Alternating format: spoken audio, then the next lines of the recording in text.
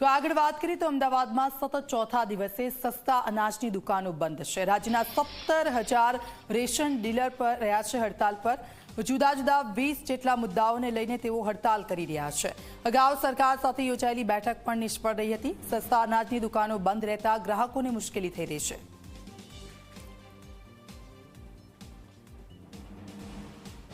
આજે સતત ચોથો દિવસ છે કે જ્યારે સસ્તા અનાજની દુકાનો આજે પણ હડતાલ ઉપર છે। મહત્વની વાત એ છે કે રાજ્યના 17,000 જેટલા જે સસ્તા અનાજની દુકાન ચલાવનાર લોકો છે તેઓ વિરોધ ઉપર છે અને સરકાર સામે તેઓ કેટલીક માંગણીઓ કરી રહ્યા છે।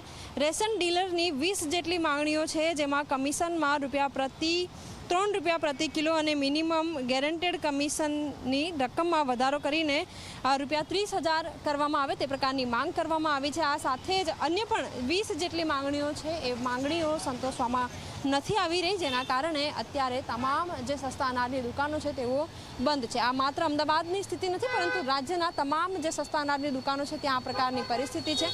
મહત્વની વાત એ છે કે આ પહેલાં પણ સરકાર સાથે મંત્રણા કરવા માટેની બેઠક યોજાઈ હતી, પરંતુ એ બેઠક બાદ પણ કોઈ સંતોષકારક જવાબ તેમને ન મળ્યો। પરિણામે આજે પણ તેઓ હડતાલ ઉપર છે।